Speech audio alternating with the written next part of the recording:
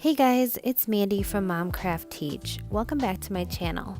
Today I'll be showing you guys how I made this beautiful springtime wreath using only supplies from my local Dollar Tree. I spent under $10 on it. If you want to see how I did it, keep watching. So during my last visit to my local Dollar Tree, I saw these two really cute signs in their springtime section. One is teal, the other is pink. The stripes on it have this beautiful glitter detail, and of course I love and obsessed with floral patterns, so I thought they would be perfect for a springtime wreath.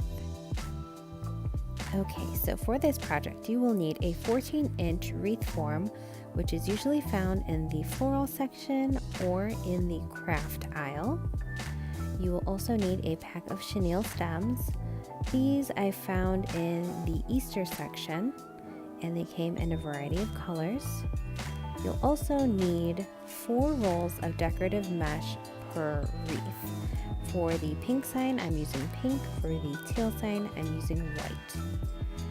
I also picked out 3 different bunches of flowers in their floral section. Some coordinating pink flowers for the pink sign. And for the teal sign, I picked out some purple, blue, and orange flowers to go with that wreath. Okay, non-dollar store supplies, you'll need some scissors. A rotary cutter is optional, and also a glue gun. If you don't have a glue gun, I recommend using E6000 permanent craft adhesive, which can be found at your local craft store. Here I am just counting how many different sections are on this wreath form. I counted 6 and decided that within each small section of this wreath, I will be putting 5 bunches of decorative mesh. Since we are doing 5 bunches, we are going to need 15 chenille stems cut in half to make 30 half pieces.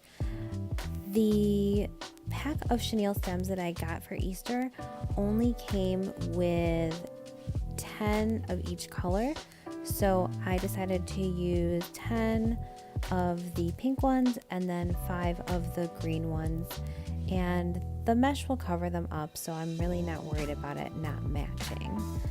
Next, open up your decorative mesh roll, and what we are going to do is cut each roll into 10-inch pieces. I'm using my cutting mat here to measure the 10 inches. You can certainly use a ruler as your guide and cut it with scissors. Here I'm using a rotary cutter. I make a lot of wreaths, so I prefer to use the rotary cutter when I am cutting my mesh, but use whatever you have at home. So you want to continue making these cuts for all 4 rolls of decorative mesh, and make sure that we have at least 60 pieces. If there are extras, that's totally fine, because we can always use them. Okay, now we're ready to make our bundles of curls. So take your chenille stems and those pieces that we just cut. What we're going to do is roll these pieces of mesh up in the direction of the curl. And you don't have to do it tight, but you do want to make sure that as you're doing these curls that they are all about the same size so that your wreath looks consistent. So what we're going to do after we're done rolling is take these 2 pieces, crisscross them with the seam sides together so they don't unravel. Take your chenille stem, twist it right around the middle of those curls, give it a good pull, and 3 or 4 twists around to secure it, and you have one of your curl bundles done. So we want to make sure that we have at least 30 of these. You'll continue doing this with all of those pieces that we cut, and then I will show you what we're going to do next. We're ready to attach these bundles to our wreath. I already did one section just so you could see what it looked like, and now we're going to take each of these little bundles and attach them to our wreath. What you do is we're going to flip the form over, and you can already see how they are tied onto the wreath. So take one of your bundles, take each of the chenille stem ends and wrap them around those two middle circles. Go ahead and give them a couple good twists. I would say 3 or 4 twists at least. What I do is I go all the way to the end and then just go ahead and bend it and kind of tuck it in so that it's not sticking out and will scratch up your door. So I just went ahead and continued twisting these bundles around my wreath frame. Remember, each section there we are doing 5 bundles, and then we can go back and rearrange them to make sure that there are no holes and that everything looks even. Here I'm just showing you how I push the bundles together to fill in all of the empty spots in the frame. Now don't worry about any loose ends that you might see because we can always trim those off later. Alright, I am pretty much done adding all my bundles to the frame. I did have one more to make it a complete 30, which was 5 in each of those sections. You can see that I am still adding them onto those 2 center rings on the frame, giving them a good twist and tucking in the ends. Now I am also going to flip it back over and look and see where I might need to fluff up the curls or maybe move some things around. Now, if you did cut all of your mesh, you should have at least 3 or 4 extra pieces, which are great for filling in any bare spots that you might see. So that's what I'm going to do here after I'm done adjusting the placement of some of the curls.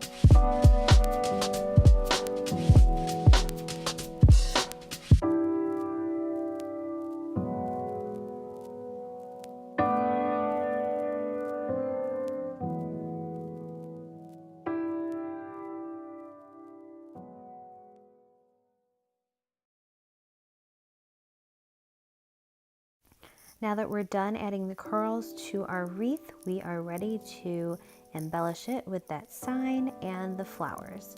I just pushed back the curls in the middle to make room for the sign. I went ahead and cut off that hanging ribbon because we don't need it. And I kind of just placed it on top of my wreath. Turn the wreath around to make sure you like the way that the curls are laying behind it. And I'm going to go ahead and trim the tops of the flowers off so that there's not a bunch of long stems that are sticking out on the back of the wreath. So I would say I trimmed about 1 inch off of the top of the stem and just went ahead and repeated that for all 3 bundles of flowers.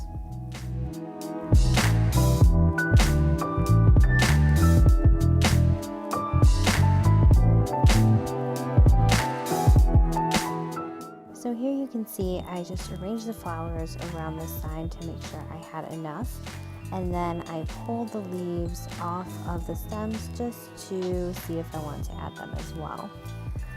I am going to go ahead and turn my glue gun on to heat up to glue my sign down. What we're going to do is flip the sign over and we're going to put 4 globs of glue on each corner of that sign, And then make sure when we press it in that it is attaching to the mesh, because if it's not touching anything, it definitely won't stick on the wreath. I do like to squeeze and press that sign and mesh together, but you have to be very careful so you don't burn yourself. My camera stopped, so I didn't actually get myself gluing it on, but those 4 corners there, as you can see, are touching the mesh and glued securely to my wreath form.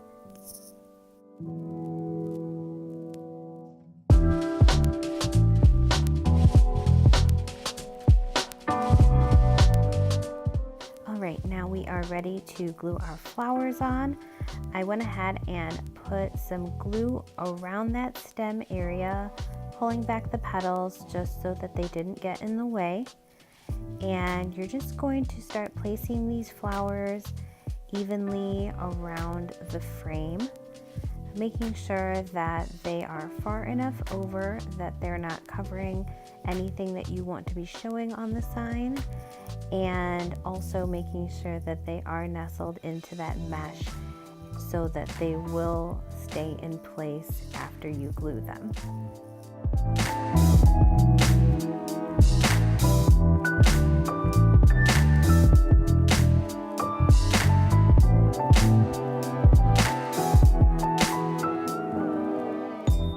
After I was done adding flowers, I did decide to add a few leaves here and there just to break up all of that pink that is in the wreath.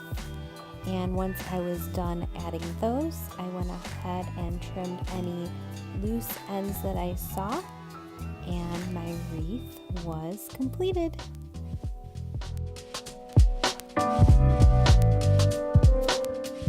Time to take down my Valentine's Day wreath and replace it with our brand new springtime wreath that only cost $10. Can you believe it?